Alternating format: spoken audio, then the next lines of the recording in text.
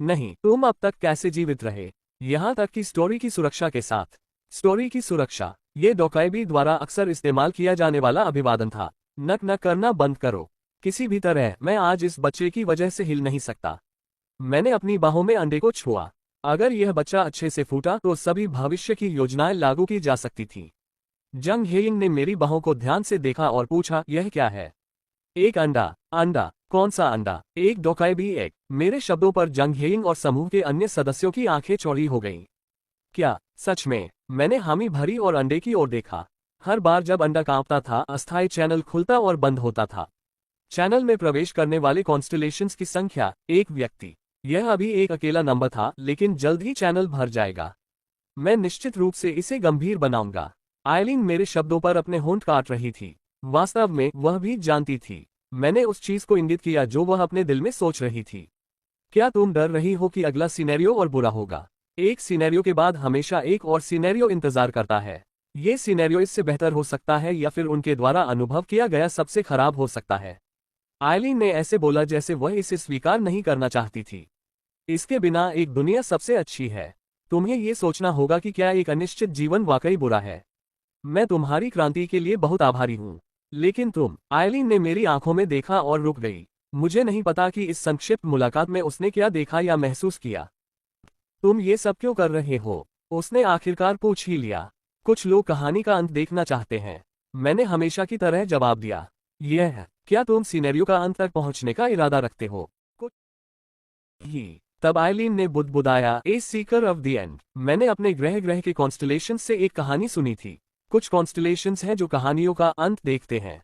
Sikar of the end. इससे मुझे याद आया, स्टार स्ट्रीम में ऐसे लोग थे। अभी उन्हें गंभीरता से हिलाने का समय नहीं था, लेकिन कहानी पहले से ही आइलिन के ग्रह पर फैल रही थी। आइलिन गहरे विचार में डूब गई, जबकि जंग हेयिंग ने मुंह खोला। अगर यह एक डोकायबी है, तो क्या यह अंततः हमारे द्वारा जाने गए लोगों की तरह नहीं बन जाएगा? मैं ऐसा नहीं होने दूंगा। सभी डोकायबी एक जैसे स्ट्रीमर्स नहीं बनते। वाकई ये लोगों के साथ भी ऐसा ही है। तुमने यह अंडा कैसे प्राप्त किया? मैंने वैनी लोगों से इसके बारे में कभी कुछ नहीं सुना। मैं हिचकिचाया, ये सोचते हुए कि इसे कैसे समझाऊं। अचानक हाँ मायंगो ने अंडे और मेरे बीच अजीब नजरों से देखा। यह मुश्किल रहा होगा। बच्चे को जन्म देना एक दर्दनाक चीज है। मुझे लगता है तुम कुछ गलत समझ रहे हो। मैंने इसे जन्म नहीं दिया। मैं समझता हूँ। ऐसा लग रहा था जैसे एक असहज सहमति बन गई थी। मैं समझाना चाहता था कि मुझे कभी डेमन किंग का श्राप नहीं मिला। तभी अंडे की दरारें और मजबूत हो गईं और एक मंद प्रकाश बाहर निकलने लगा।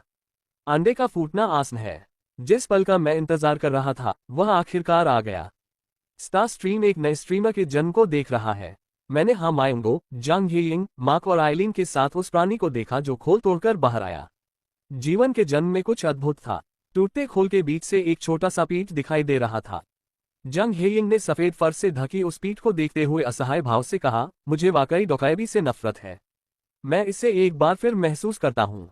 हालांकि ये जन्म धन्य नहीं था। नवजात डोकायबी झुर्रीदार चेहरे के साथ रो रहा था। ऐसा लग रहा था जैसे यहाँ होना ही दर्दनाक हो। मुझे वेज ऑफ सर्वाइवल में डोकायबी किंग के बारे में बताया गया एक पैराग्राफ याद आया। सुनो, वे भाग्य के साथ जन्म लेते हैं और अनिवार्य रूप से गरीब लोग हैं जिन्हें कहानी से प्यार करते हुए जीना पड़ता है। नवजात डोकायबी लगातार रो रहा था। वह इस दुनिया में पैदा हुई थी और जब तक इस दुनिया में कहानियां थीं, उसे उनसे प्यार करना होगा। हाँ, मैंने तुम्हें ऐसा बनाया, इसलिए मुझे दोष दो। बेबी डोकायबी आपको देख रहा है। बेबी डोकायबी आपको माता पिता के रूप में पहचानता है। बेबी डोकायबी की आत्मा आपसे संवाद कर रही है। फिर मुझे एक आवाज सुनाई दी। मैं लंबे समय से इंतजार कर रहा था, जैसी समय और स्थान का प्रवाह सामान्य होता जा रहा था। जंग हेयिंग के होंठ बहुत धीमे हिल रहे थे और आवाजें बुरी तरह से टूट चुकी थीं, जैसे कुछ सामान्य न हो। ऐसा लग रहा था जैसे पूरी दुनिया ही स्लो मोशन में चल रही हो। किम डोकचा ने महसूस किया ये डोकायबीज का समय है। क्योंकि उन्हें एक ही समय में बहुत सारे चैनल्स को मैनेज और जज करना होता था, इसलिए डोकायबीज की सोचने की गति बाकी जीवों से कहीं तेज होती थी। मैंने ऊपर आकाश की तरफ देखा। सफेद रोशनी का एक गोला हवा में तैर रहा था, एक फ्लफी फर वाले बेबी डोकायबी के ऊपर। ये वही गोला था जो मैंने पहले देखा था, शिन यूसिंग की सोल। काफी समय हो गया, यूसिंग। उस गोले के अंदर एक ट्रांसलूसेंट लाइट चमकी और एक इंसान की आकृति नजर आई। वही अस्तित्व जो दुनिया को बचाना चाहता था और जो यू जोंगयू पर विश्वास करती थी। 41st रेग्रेशन की शिन यूसिंग मेरे सामने खड़ी थी। आपने एक अद्भुत उपलब्धि हासिल की है। आप पहले मानव हैं जिन्होंने एक डोकाएबी एग को हैच किया है। आपको एक नई स्टोरी प्राप्त हुई है। स्टोरी फादर ऑफ अ डोकाएबी प्राप्त हो गई है। शिन यूसिंग ने मेरी आंखों में देखा और बोली, माफी मत मांगिए, यह मेरा चुनाव था, फिर भी मुझे अफसोस है। एजेसी बहुत अद्भुत हैं। 41st रेग्रेशन का कैप्टन आपके जैसा नहीं था। यह आसान नहीं है, मुझे बहुत काम करना है। क्या तुम्हें मेरी मदद की जरूरत नहीं है? मैंने सिर हिलाया और शिन यूसिंग ने मुस्कुराकर जवाब दिया, क्या मैं ठीक से कर पाऊंगी? तुम जरूर करोगी, मैं तुम्हारी मदद करूंगा। केवल वही लोग जो सिनेरियो के सबसे निचले स्तर तक पहुंचे थे, वे ही जानते थे कि एक सिनेरियो का भार क्या होता है। यही वजह थी कि मुझे 41st रेग्रेशन की शिन यूसिंग पर विश्वास था। पर शिन यूसिंग को मुझ पर विश्वास क्यों करना चाहिए था, ये वजह नहीं थी। -41 स्टोन रेग्रेशन का कैप्टन असफल रहा था। उसकी आवाज थोड़ी कांप रही थी। आगे और भी भयानक चीजें होंगी। शायद एजेसी ये सब सोच भी नहीं सकते कि आगे क्या क्या होने वाला है। मैं तुम्हारे साथ चलूंगा। शिन यूसिंग थोड़ी देर चुप रही। वह मेरे शब्दों के अर्थ को समझने की कोशिश कर रही थी, पिछले वर्षों की गहराई को तौल रही थी। और शायद उसके लिए ये सब कुछ काफी दर्दनाक था। फिर उसने मुंह खोला, मैं जन्म लेने के बाद एजेसी को याद नहीं रख पाऊंगी। मुझे पता है, खुद को ज्यादा बेवकूफ मत बनाए। कोशिश करूंगा। वह मुस्कुराई, वो मुस्कान बिल्कुल चमकदार थी। उस खामोशी में, जो एक शांत संगीत जैसी थी, उसने फिर कहा, मुझे सिनेरियो की बहुत कम अच्छी यादें हैं। उसका लहजा भले ही शांत था, लेकिन उसमें एक गहरी सच्चाई छिपी थी। मैंने उसे चुपचाप सुना और वेज ऑफ सर्वाइवल की कहानी याद करने लगा। शिन यूसिंग की वो कहानियां जो मैंने पढ़ी थी, उन्हें 100 या 1000 वाक्यों से भी नहीं समझाया जा सकता। फिर भी अगर मुझे कभी कुछ कहना हुआ तो मुझे नहीं पता था कि मेरे पास सोचने का समय था या नहीं। भले ही मैं वेज ऑफ सर्वाइवल पढ़ चुका था और ओमनिसिएंट रीडर्स व्यू पॉइंट से उसके विचार पढ़ सकता था, फिर भी मैं वह दर्द नहीं समझ सका जिसे 41st शिन यूसिंग ने सहा था। इस बार मैं एजेसी से खुद बात करूंगी। मैं बस एक ही बात कह सका, थैंक यू। मैंने अपने होंठ दबाए ताकि मेरा दिल बाहर न आ जाए। रोशनी की एक चमकती रेखा ऊपर उठी और समय का बहाव धीरे धीरे अपनी सामान्य गति पर लौटने लगा। 73rd डेमन रेल्म का पहला चैनल खुल गया है। चैनल नेम #बाय योजक चिन्ह 90594। अब आवाजें सामान्य होने लगी थीं और मुझे जंग येइंग की आवाज सुनाई दी। बच्चे का नाम क्या रखोगे? यही उसने कहा। मैं नाम को लेकर बहुत चिंतित था। बेबी डोकाएबी मेरी ओर देख रही थी। मैंने उसकी आंखों में देखा और धीरे से कहा, चैनल मैनेजर बियू। क्या उसे यह समझ आया कि यह उसका नाम है? उस बेबी डोकाएबी ने मेरी ओर हाथ बढ़ाया। मैंने उसका छोटा फ्लफी हाथ पकड़ लिया और ऐसा लगा जैसे वह मुस्कुरा दी। शिन यूसिंग रो रही थी। वह अक्सर सोल डोम से निकलने के बाद रोती थी, या तो जब वह थककर सोती थी या फिर जब वह अट्रिब्यूट्स विंडो खोलकर अपनी कॉन्स्टलेशन सपोर्ट को देखती थी। उसके आंसू अनजाने में बहने लगते। हर बार यही ली गिलिंग होता था जो उससे बात करता था। फिर से रो रही हो? डॉक्चा ह्योंग को मच्छियों लोग पसंद हैं। शिन यूसिंग की सूजी लाल आंखें चमकी। दफा हो जा, ह्योंग जल्दी ही वापस आएगा। क्या तुमने नहीं सुना? उसने जाते वक्त कहा था, वी विल मीट अगेन, ली गिलिंग। उसने ऐसा कुछ नहीं कहा। मुझसे कहा था, तुमने सुना नहीं थे? शिन यूसिंग ने अट्रिब्यूट्स विंडो खोला। आपका स्पॉन्सर से लिंक टूट गया है। ये वही मैसेज था जो सोल डोम छोड़ने के थोड़े समय बाद से ही उसके विंडो में बार बार आ रहा था। ली गिलिंग को उसका गंभीर चेहरा पसंद नहीं आया और वह फिर बोला, अरे इस कॉइन को देखो। क्या है? अगर कॉइन हेड्स आया तो डॉक्चा ह्योंग जिंदा है। ली गिलिंग ने 101 का कॉइन निकाला। शिन यूसिंग ने मुंह फुलाया। तुम ये पहले भी कर चुके हो। चलो फिर से करते हैं। जैसा चाहो। एजेसी अब सामने नहीं आ जाएगा। ये कॉइन उछालने का एक्शन वही था जो वे हर बार बेचैन होकर करते। अब तक डॉक्चा ह्योंग कितनी बार मरा? 0.41 बार। और कितनी बार बचा? 59 बार। अगर हेड्स आता किम डॉक्चा जिंदा है। अगर टेल्स वह मर गया। ली जायहाई ने सब सुना और बोली, तुम सच में चाहती हो एजेसी जिंदा हो? गिलिंग ने कॉइन उछाला। तीनों की आंखें कॉइन पर टिकी। वो जमीन पर गिरा, घूमता रहा। और फिर हेड्स। देखा, मैंने कहा था ना। कॉइन पर एडमिरल यी सनसन की तस्वीर थी। यहां तक कि ली जायहाई भी ये देखकर थोड़ी हल्की महसूस कर रही थी। लेकिन वह जानती थी कि यह महज चांस नहीं था। कॉन्स्टलेशन मैरिटाइम वॉर गॉड ने कुछ प्रोबेबिलिटी का उपयोग किया है। ली जायहाई ने कड़वी मुस्कान दी। उसका स्पॉन्सर हाल ही में कमजोर हो रहा था क्योंकि वह अपनी प्रोबेबिलिटी इस तरह की चीजों पर खर्च कर रहा था। तो तभी एक आवाज आए, ए 15 ईयर ओल्ड स्कूल गर्ल। आवाज की मालकिन शिन यूसिंग, ली जायहाई या ली गिलिंग नहीं थी। उन्होंने देखा कि दो लड़कियां दूर से आ रही थीं, हाँ सुयंग और यू संगट, जो ग्वाचन से मॉन्स्टर्स से लड़कर लौटी थीं। ली जायहाई ने आवाज पहचान ली। एक 15 साल की स्कूल गर्ल। उसने ब्लैक फ्लेम ड्रैगन से ऐसा कहा और एक स्किल ले लिया। वो अभी ली जाए और बच्चों तक पहुंची ही थी कि एक और महिला सुवन दिशा से आए। कमर से लटकती लंबी तलवार वाली एक पतली महिला थी, जज of destruction Jung heaven. Heaven उन्नी ली जाए खुशी से उसकी ओर दौड़ी, लेकिन युंग हीवन की हालत अच्छी नहीं थी। उसकी आंख क्षतिग्रस्त थी और जांघों व भुजाओं पर कट थे। उसकी ताकत को देखते हुए यह असंभव लगता। क्या तुम ठीक हो? कोई और मॉन्स्टर आया क्या? नहीं, मेरी स्टिग्मा में थोड़ी दिक्कत आई। स्टिग्मा? युंग हीवन कुछ बताने वाली थी, लेकिन फिर सिर हिला दिया और हाँ सुयंग की ओर देखा। हाँ सुयंग सी, कृपया बोलती रहो। तुम क्या कह रही थी? शायद युंग हीवन की रुचि इतनी तीव्र थी कि हाँ सुयंग तुरंत बोल पड़ी। ली जाए ने सुना और पूछा, मैं समझी नहीं, ये 15 साल की स्कूल गर्ल कौन है? सबकी निगाहें हाँ सुयंग पर टिकी। हाँ सुयंग ने थोड़ा बड़बड़ाया और फिर उत्तेजना से बोली, किम डोकचा, वो जिंदा है। कैसे? किस आधार पर? कोई भी हाँ सुयंग की लॉजिक सुनता तो उसे पागल समझता। तभी युंग हीवन ने बीच में कहा, मुझे नहीं पता किम डोकचा और 15 साल की स्कूल गर्ल के बीच क्या संबंध है, पर यह बहुत क्रेडिबल नहीं लगता। ली जाए ने हैरानी से पूछा, उन्नी तुम समझ गई उसने क्या कहा? कोई नई स्किल सीखी क्या? शायद नहीं, लेकिन मुझे लगता है डोकचा सी जिंदा है। सभी पार्टी सदस्य युंग हीवन की बात पर चुप हो गए। क्या किम डोकचा सच में जिंदा था? युंग हीवन ने गहरी सांस ली और बोली, मैं अपनी स्टिग्मा का इस्तेमाल नहीं कर पा रही हूँ। क्या इसका मतलब क्या था? किम डोकचा के जिंदा होने से इसका क्या संबंध? मेरा स्पॉन्सर अचानक गायब हो गया है। तुम्हारा स्पॉन्सर? युंग हीवन ने सिर हिलाया और अट्रीब्यूट्स विंडो देखा। The link to your sponsor has been disconnected. ये पहली बार था कि ऐसा हुआ था, इसलिए वह अपने स्पॉन्सर की ताकत नहीं ले पा रही थी। लेकिन यही एकमात्र मैसेज नहीं था। आई फाउंड किम डोकचा। उसी समय एक व्यक्ति 73rd डेमन रेल्म में आया। You have arrived in the 16th personal scenario area. This scenario has a time limit. Be sure to return to the mess scenario within the given time. Portal के are पार कदम रखते ही टूटी कहानियों का वीरान क्षितिज और कूड़े जैसे स्टोरी फ्रैगमेंट्स का पहाड़ दिखाई दिया। यू जोंगयूक ने भौहें सिकोड़ते हुए पूछा, ओ, क्या यही जगह है? तभी उसके कंधे पर बैठा एक छोटा एंजल डॉल सिर हिलाया। क्या तुम्हें इसी टॉय के जरिए जवाब देना जरूरी है? द कॉन्स्टेलेशन डेमन लाइक जज ऑफ फायर कहता है कि यहाँ कोई चैनल्स नहीं है, इसलिए कुछ नहीं किया जा सकता। यू जोंगयूक की झुर्रियां गहरी हो गईं जब उसने गुड़िया के आकार के प्रतीकात्मक चित्र को देखा। बिना चैनल के आप अप्रत्यक्ष संदेश कैसे भेज रही हैं? कॉन्स्टेलेशन डेमन लाइक जज ऑफ फायर कहता है कि अगर प्रतीकात्मक शरीर अवतार के संपर्क में हो तो यह संभव है। यूरियल का प्रतीकात्मक शरीर यू जोंगयूक के कंधे पर बैठी गुड़िया थी। यू जोंगयूक ने उंगली से प्रतीकात्मक चित्र को हल्के से छुआ। ये करना ठीक है। कॉन्स्टेलेशन डेमन लाइक जज ऑफ फायर कहता है कि डोकाएबी को पकड़ में न आए तो ठीक रहेगा। नहीं, मैं डोकाएबी की बात नहीं कर रहा। यूरियल को इनिशियली समझ नहीं आया कि वह क्या कह रहा है। यू जोंगयूक ने गुड़िया के साइड की ओर इशारा किया। गुड़िया ने सिर झुकाया और फिर दोनों आंखों से मुंह ढक लिया। कॉन्स्टेलेशन डेमन लाइक जज ऑफ फायर अवतार यू जोंगयूक के हृदय से गहराई से प्रभावित है। कॉन्स्टेलेशन डेमन लाइक जज ऑफ फायर कहता है कि यह थोड़ा दर्दनाक है। यूरियल के प्रतीकात्मक शरीर के आसपास कमजोर चिंगारियां थीं।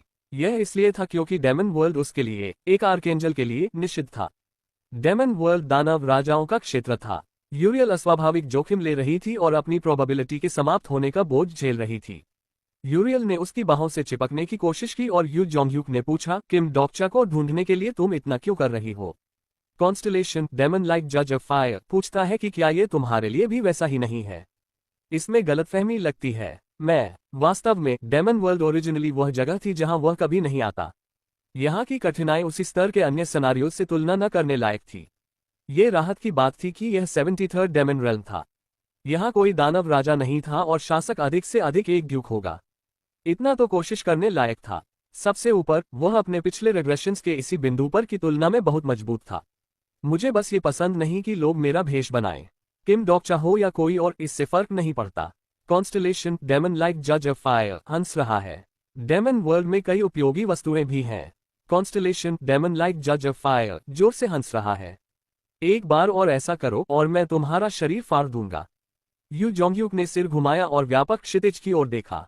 शायद वह कमीना इस वीरान दुनिया के कहीं न कहीं था। इस मौन दुनिया में यू जोंगयूक अंततः चलना शुरू किया। सिस्वेट्स इंडस्ट्रियल कॉम्प्लेक्स। ड्यूक के कार्यालय का माहौल आजकल असामान्य रूप से असामान्य था क्योंकि सिलॉक पसीना बहाते हुए रिपोर्ट कर रहा था। इसलिए हम रेवोल्यूशन के दौरान औद्योगिक परिसर में प्रवेश और निकास को नियंत्रित करने की योजना बना रहे हैं। सिलॉक का दिल कई बार डूबा जब गिलोबर्ट दूत के चेहरे के विकृत होने से पहले। ये व्यक्ति गिलोबर्ट का दूत हो सकता था, लेकिन वह प्रतिनिधिमंडल का प्रमुख नहीं था। एक्सप्लोसिव ओम्ब्रोस, वह गिलोबर्ट इंडस्ट्रियल कॉम्प्लेक्स का एक मार्क्विस था और 73rd डेमन रेल्म के अगले ड्यूक बनने का सबसे प्रमुख उम्मीदवार था। सिलॉक ने ओम्ब्रोस की आंखों में चमकती आग देखकर सांस ली। अगर ड्यूक सिस्विट्स खिड़की के बाहर निश्चिंत होकर बाहर नहीं देख रहा होता तो वह भाग गया होता। इसलिए मैं गिलोबर्ट दूतों से यहाँ कुछ समय के लिए रुकने का अनुरोध कर रहा हूँ। क्या तुम बोलना खत्म कर चुके हो? हाँ, तब मैं जाऊंगा। सिलॉक ने जल्दी से कार्यालय का दरवाजा खोला और भाग गया। इस बीच ओम्ब्रोस ने अपने गुस्से को नियंत्रित करने के लिए कुछ गहरी सांसें लीं।